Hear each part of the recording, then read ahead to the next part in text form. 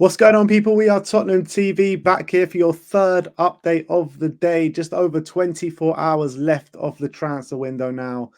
And literally, it's just an overdrive. Twitter, or X as you call it now, is just going absolutely mental with news stories pretty much breaking every 10 minutes at the moment. But let's see what we got at the moment. And we're going to start off with the incomings this time. And we're going to start off with a name from Bournemouth called Lloyd Kelly, as Fabrizio Romano broke a couple of hours ago, saying Tottenham considering a possible move for Lloyd Kelly from Bournemouth in the last 24 hours.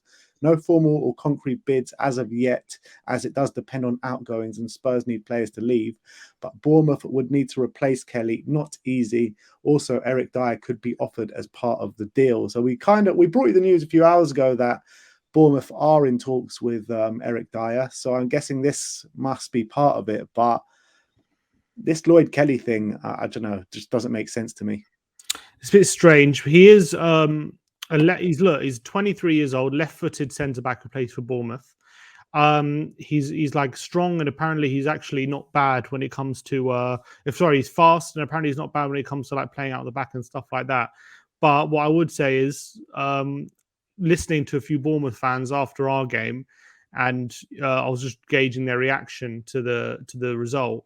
And all I heard was that they just weren't happy that Lloyd Kelly was playing, and that they wanted. I think Sensi was the other centre back who they have. They all think he's better than him. So I'm guessing pretty much the only reason we're going for him is just his young English centre back who can play in the Premier League, and maybe he's better than he's showing for Bournemouth, because maybe if he's in a better team, he can be better. But it's definitely not a signing that inspires any sort of like confidence. And also, I think if we're looking at a centre back, I would probably rather a right-sided one to play backup potentially.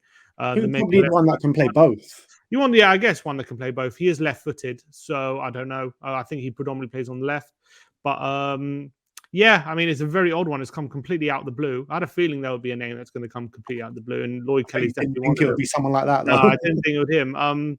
I guess when you're looking at homegrown centre backs, it's definitely slim pickings, I guess. So it's cheap. I'm guessing that's the only reason, but that's not a great reason. No, not at all. I mean, I know there was quite a bit of hype around him quite a while back when he was coming through playing for England under 21s and stuff like that. But Scott Parker made him captain in the beginning of last season. Scott Parker left after 5 or 6 games, and Gary O'Neill came and stripped him of the captaincy straight away. So I don't know what that tells you, but I don't know. I really don't know too much about him. Obviously, he only played 190 minutes so far this season, which was against us. I didn't really take too much of note how he played. I don't know if you kind of noticed him or anything like that, but it's not a player that fills you with much hope or confidence, is it? No, it's one of those where if we really earmarked him, like from a while ago, like I'm sure we would be interested a lot earlier in the window, surely, because it can't be surely like it's a deal that could be done. Like I wouldn't have thought, like, if we're serious about someone like Lloyd Kelly and that we've been watching him for ages, like we're just going to make a really late move for him. I don't know. I mean, it seems very strange to me. It doesn't really add up. It just seems to me a bit of a panic buy, to be honest. Yeah, absolutely. And it's like we're so desperate to get Eric Dyer through the door. We're just like, all right, who do you have that we can take? All right, we'll just take him. And it feels like that. We're just like desperate for homegrown players as well, and this is, I guess, the consequence. Maybe you're going for someone who you're less desirable. But look, who knows? Maybe I'm looking at some of his data in the Championship was a lot stronger than the Premier League, but you also got to understand that in the Championship they were in a much more dominant team. They were like obviously dominating a lot of the possession, whereas when you go into the Premier League, it's a bit different. So maybe it's a better, looking at his data in the Championship and you correlate that to how he'd play in a Tottenham team who's looking to dominate the ball. Maybe it's a better fit than a team like Bournemouth, who since he's been in the Premier League have been on the back foot for a lot of games. In terms of Eric Dyer, though, do you think he's open to a move to someone like Bournemouth? I hope so. I mean, maybe he'll look at what's going on at Bournemouth and think like there's an opportunity to get in there early at the start of a project, and it could be an exciting thing. But I'm sure at his age, I don't know. He's probably set his sights a bit higher, but whether that's right is probably a different case. Yeah, I think the way he's looking at it is like, to be honest, if I was him, I would probably be looking at it the same way. Like, I'd probably want to either go on loan or wait till the end of my contract. So I'll have the pick of who I want to go to. There'll be more suitors for me. I'll probably get more money as well. But I mean, from a Tottenham point of view, we just need to get him out as soon as possible. So we'll have to see how the next 24 hours goes. Let's talk about another centre-back in Spurs. Giancarlo Morandin says that Tottenham are ready to move now for Torino defender Spurs, but must first move out Eric Dyer. So Eric Dyer is really holding us back at the moment. This one makes a lot more sense because he can play on the right, he can play on the left. Obviously, he's really good with his ball playing ability. There's a few question marks about defensively whether if we have games where we are maybe under the cosh, whether he's like right fit for that. But I do think as a backup to Van der Ven Romero, he does make a lot more sense, and I'll be a lot more comfortable with him. And he's one we've heard about throughout the window as well. About someone we're interested in. Came through the Ajax Academy, so he definitely knows how to play, has had a good time of it out in Italy. So I think this one should make more sense from Tottenham's point of view if we are to bring in a centre-back before the end of the window. Yeah, I mean, if you're comparing the two, it's a no-brainer, isn't it? I mean, I'd much rather Purchase than Lloyd Kelly. I'd even go and say I desperately don't want Lloyd Kelly, to be honest. But yeah, I'll be open to Purchase, even though he probably wouldn't have been my first option when all the names were coming out. It's just so annoying that we didn't get someone over the line like Tapsoba, because he would have been just literally perfect for us. But whatever happened to no excuse about not putting 50 million down for Tapsoba? There is no excuse. There is no excuse. Yeah, it's ridiculous how we're getting so much an influx of money into the club this summer, not only by transfer sales, but also the Beyonce gigs and all these kind of different revenue streams. And we're just scrimping and scraping around for players like Lloyd Kelly and Purchase. It's ridiculous, really. Yeah. Next up, let's talk about Brennan Johnson. Sky Sports Lyle says that Tottenham appear to have a clear run now at Brennan Johnson, with Brentford in talks to sign Johan Bakayoko. I mean, this isn't the first time we've heard this. Yeah, definitely not. Brentford keep like ducking in and out, doing the hokey cokey with this deal at the moment. But let's just hope that if we get this deal over the line, because I as much as Romano says, yeah, if Tottenham don't get Johnson, we have other targets and stuff like that. There's just not enough time. I don't see where or how we're going to activate these deals that quickly, with deadline day being tomorrow. And if we're going to take this deal to the wire, as it seems, I don't see any other option but to get Brennan Johnson at the door. And also, are Forest really going to soften their stance on Brennan Johnson when he's so important to them? And they do risk a massive risk of getting relegated, really, if they sell him. So what's the incentive for Forest to lower their stance when he's their star player? That doesn't really make sense to me. So if we see the price now, it's either pay it or I just don't see it happening, and then that has a whole other myriad of problems if it doesn't happen. Yeah, absolutely. So I think at this stage, we do this every year, and we always get to this stage and we never seem to get that target over the line that we're fighting for till the end of the deadline day, or sometimes we do, but when it's really important to us, the most times that we don't. And Brennan Johnson, I think, would be a great addition to the squad. I really like him. But it's just a case if we will stump up the cash at the end of the day, and I've got my questions about that, and I really hope we do, to be honest, because if we don't get him, I can't see us getting anyone in that position, as you said. So very frustrating. Conor Gallagher, let's talk about him. Matt Law says Chelsea braced themselves for a late bid from Spurs for Conor Gallagher. Spurs would have to bid at least 45 million to consider the deal. And Romano also said keep an eye on Conor Gallagher until the end. I mean, I just don't see Chelsea selling to us. And if they do, I think it might even be in excess of what they wanted to sell for. And they already rejected a bid earlier in the window from West Ham. I think it was like 42 million or something like that. I don't see this one getting done, to be honest. Well, considering they did sign Lavia and they've signed Caicedo, they've got Enzo, and Kunku's obviously getting back from injury. Do they see Conor Gallagher potentially a surplus to requirements? Potentially, but at the end of the day, he captained them yesterday in the League Cup, and I think he started all 3 Premier League games so far. Pochettino also saying that Lavia is not ready, so he doesn't seem to be a player at the moment that's surplus to requirements. Definitely seems to be a player they're relying on. But whether they're looking at the situation, thinking with FF in the long term effects of FFP, if they can sell him a player who's maybe in say 2 or 3 months' time not going to be a first choice starter with other if they believe in their other centre mids. Maybe they think if there is a good offer like 45 million on the table from Spurs, that it's worth doing. But it's more from Conor Gallagher's point of view that I don't understand it less than Chelsea. I think from Chelsea's point of view, I kind of understand a bit why they would agree a deal with Tottenham. But Gallagher, being a Chelsea fan, he wore the armband, as I said yesterday, and he was talking about how much pride that gave him. He said he grew up 10 minutes away from the stadium. He's like born and bred Chelsea fan.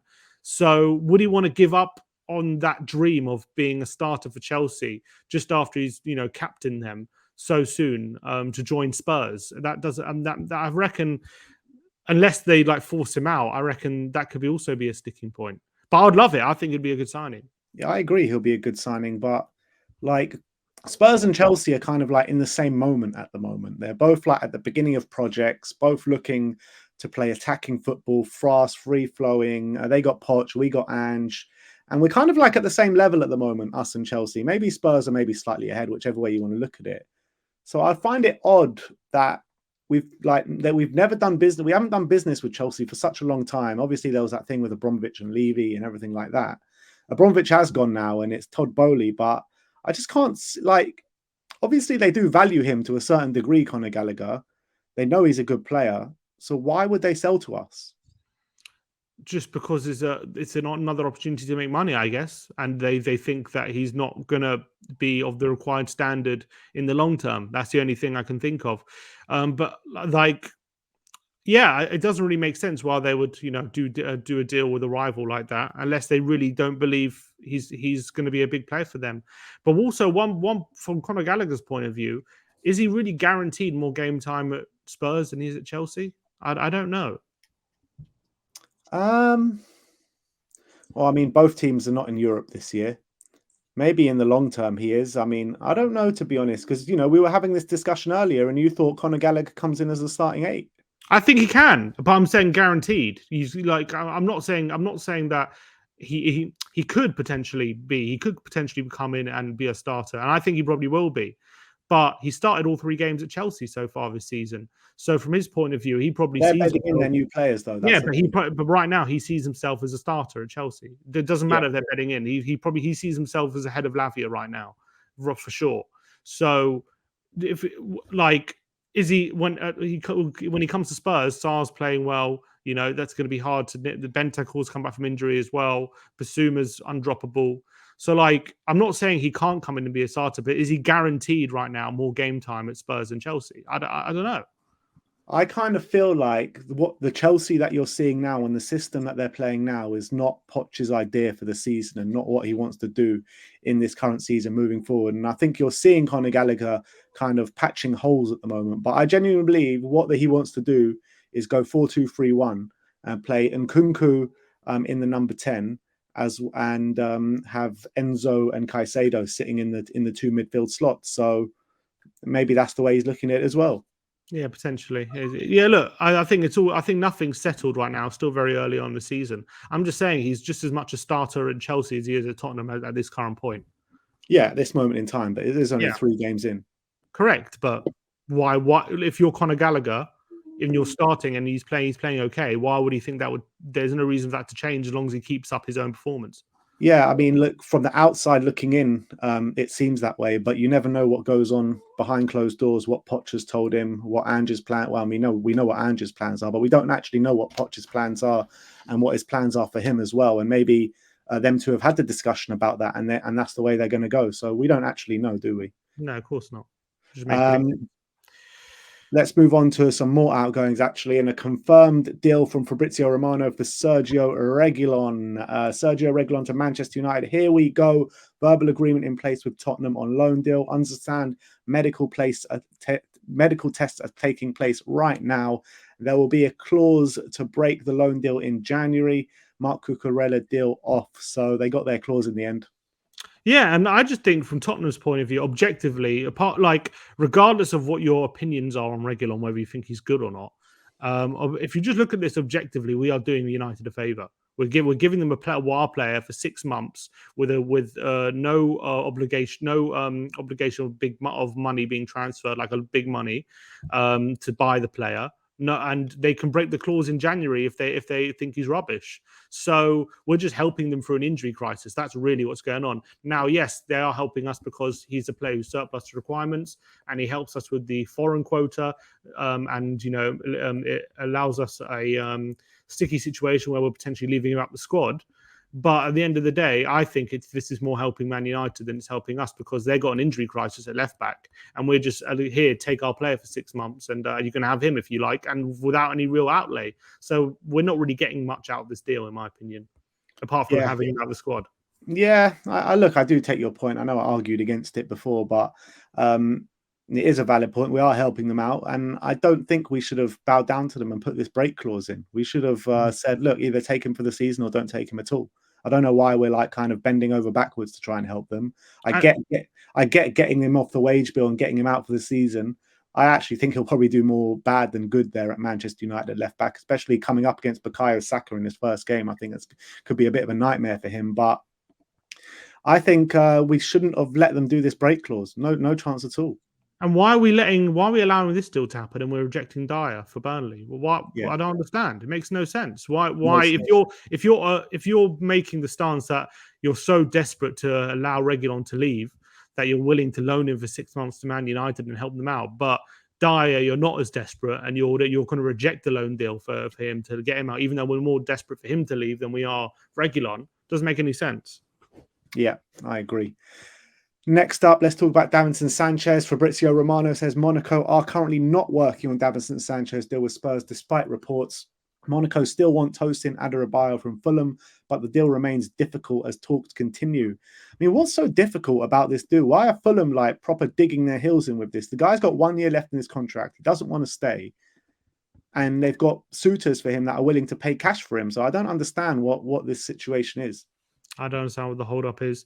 In terms of Sanchez, if he doesn't go to Monaco, it does seem like there are other teams available. So hopefully there should be a deal regardless of this Monaco deal. But look, this Tosin thing's been rumbling on for the whole summer. And maybe it's a case of Monaco truly believing that Fulham will eventually drop their price. They're just waiting out, and they know that Fulham aren't going to risk losing Tosin on a free. So they're going to just drag this out to the deadline, and then it will go in their favour. But from Tottenham's point of view, it's very frustrating playing this whole waiting game for the dominoes to fall. Yeah, I mean, Fulham are in a sad state of affairs at the moment. Losing João Palhinha, it looks like, to Bayern Munich. Mitrovic gone to Saudi. Potentially Tosin going towards the end of the window or tomorrow. I mean, they could really go down this season, couldn't they?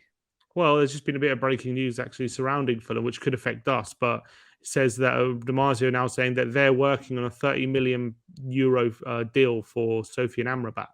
So that would be interesting. Yeah, Fulham are. So that would be interesting if they could pull that off. That could solve maybe one problem. Well, it might solve one problem, but let's talk about the next player that we're going to talk about, which is Pierre-Emile Hojbjerg. And Ryan Taylor says Hojbjerg is one of the names under consideration at Fulham in case Palhinha leaves. Simon Jones says Fulham are negotiating a deal with Tottenham for out-of-favour midfielder Hojbjerg. Fulham hope to beat their Spanish competition to Hojbjerg's signature and are ready to buy the player now rather than waiting a year or so to do so. Nazar Kinsella says that Fulham have begun looking at replacements for Palhinha, including Tottenham midfielder Hojbjerg. Talks have already begun. Hojbjerg is willing to discuss a move for Fulham. Atletico Madrid hope Spurs lower their demands to allow them to enter the race before the transfer window closes. Fabrizio Romano says that Palhinha now is waiting for Fulham to find a replacement in order to join Bayern Munich on a 5-year deal. Fulham called Spurs for Hojbjerg, not an easy one to agree on the conditions with Daniel Levy. But Palhinha wants Bayern, clear message to Fulham. Keep an eye, and then Charlie Eccleshare basically just echoes what Nazar Kinsella said pretty much, and he confirmed that story. So, I mean, if they're going for Amrabat, that probably means they're not going to get Hojbjerg, but I think Man United are still in for Amrabat, aren't they?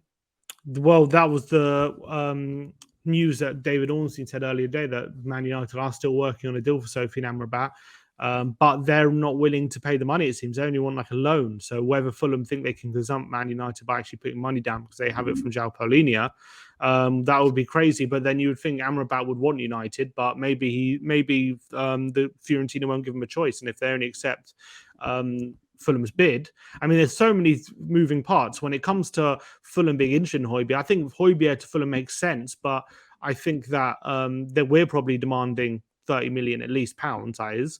And if Amrabat's available for 30 million euros, that probably makes sense to go for him instead if he's willing to go. So that makes sense. That falls through. Whether Man United then, if Amrabat goes to Fulham, maybe Man United coming back in for Hojbjerg potentially, or potentially the Atletico deal is still on and he goes on loan. There's just so many moving parts. If you look at Hojbjerg, I think Fulham is a good move. Is a good move for him. I think that's kind of his level, to be honest. I think he could be like a really good player at Fulham. But we're saying he's perfect for Atletico Madrid. I do think he's perfect for the way they play. I don't think he's going to improve them.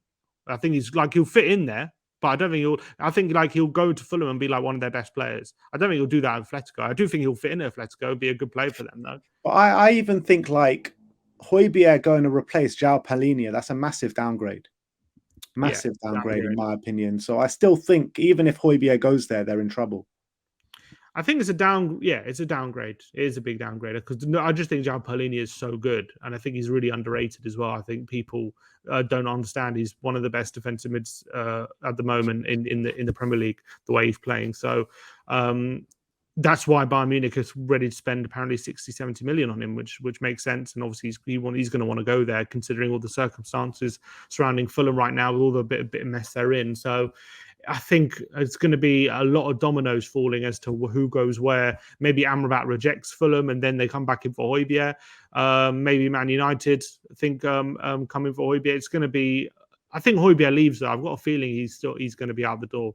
Yeah, I think he'll be out the door as well. I'm just trying to find that tweet that I saw before with the dominoes that could fall. So it's Palhinha from Fulham to Bayern, Gravenberch from Bayern to Liverpool, Hojbjerg from Spurs to Fulham, and Gallagher from Chelsea to Spurs. That could be the few dominoes that could fall. And yeah, and that's interesting because the Gravenberch thing, that the Romano was very insistent that they wouldn't give the green light unless they had the green light from Fulham that Palhinha was coming in, or someone at least. So they must have got some indication that Fulham are close to signing someone and to allow Palhinha to go, to allow Gravenberch to go to Liverpool. So it seems like Fulham must be closing in on someone. Bloody hell. By the way, what a signing for Liverpool, Gravenberch. I think that's literally one of the missing pieces of their midfield. And, he's a player that can play 6 or 8 as well. I think it's going to be a top signing for them, to be honest.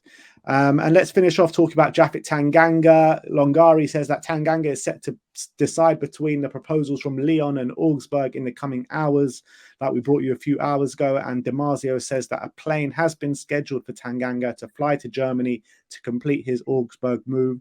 Loan and option that can become mandatory if certain conditions are reached. So I'm guessing it's the conditions that we were speaking about before. If he plays 50% of the games, then it's probably a 10 million euro obligation.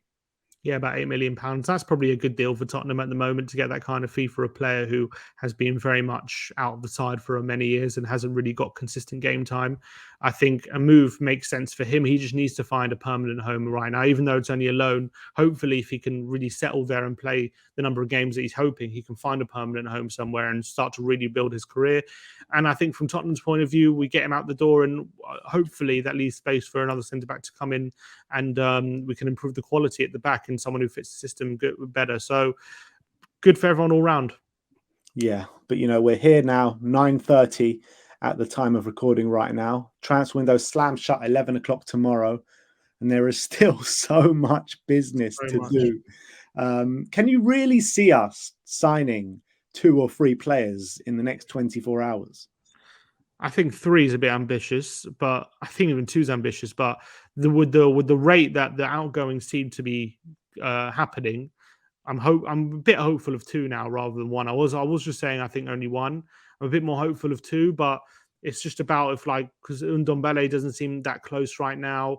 Lloris is still hanging around. It's whether Hojbjerg will find a club or not. I was pretty certain he was going to stay, but now I'm not so certain. I think he's going to leave now. So Dyer as well. It was looking likely he was going to stay, and now all of a sudden it seems there's options for him leaving. So maybe if we can, hopefully by the end of tonight, if we can have a number of these outgoings lined up, we can concentrate on getting a couple in tomorrow.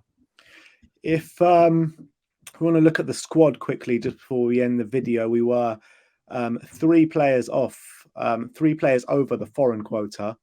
And if we're led to believe that Hojbjerg is potentially going before the end of the window, who else we're saying? Lloris and Reguilon, that's 3 out. So that leaves us with a squad where we don't need to leave anyone out if we don't make any more sales on top of that, which I imagine we still will. We're still in Ndombele, Sanchez, Dyer as well. Yeah, there's still quite a lot to move on. But I'm saying in terms of the squad and the numbers, if those 3 players do go out, then we're good to go in kind of the numbers, basically.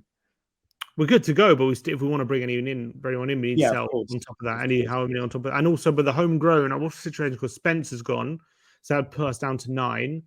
If Tanganga goes, that's down to 8. Right? We've got 1, 2, 3, 4, 5, 6, 7. We've got 8 at the moment without Tanganga and Spence. Okay, so is anyone else on that list set to leave? Forster's staying, Davis staying, Madison staying, Whiteman, Austin. We haven't heard anything about them. Sessegnon looks to be staying, and the others Skip and White. I mean, I don't know what's happening with Harvey White. Yeah, Harvey White, I guess, could still be off, but it seems as though homegrown doesn't seem as though we're desperate, I guess, to sign homegrown. Then we're desperate in terms of the future, but not like so much for this season. I guess, yeah. Because you would have thought maybe more of those homegrown players would have been out the door, I guess. But if they all stay and we just sell 3 if we sell those 3 you talked about, and we sell Ndombele, Lloris, Ndombele, Dyer, and Sanchez, then we can sign 3 foreign players and we'll be okay. Yeah. But I would still we still need, and Brian Hill's on that list as well. We still need to keep a mind on this homegrown thing, because first of all, the homegrown rules are different if we do qualify in Europe next season. And we just don't need to be dealing with this mess next transfer window. We kind of want to get it sorted as soon as possible. So even next summer, it's going to be even more of a problem, because you imagine those 2 goalkeepers are off next summer, Whiteman and Austin. You imagine Sessegnon's going to be gone, and White won't be here anymore. You imagine probably Fraser Forster will probably even go as well. So we're in a mess in terms of that. Yeah, it could be an issue. Yeah, we need ourselves a Scott Carson. Get Rob Green in or something. Yeah, why not? All right. Well, there you have it. That is your Tottenham update for tonight. I do get a feeling this might not be the last time you're going to hear from us tonight, but we'll see how it goes. But thank you everyone for joining us today. Like, subscribe, and comment. And as always, come on you Spurs. Come on you Spurs.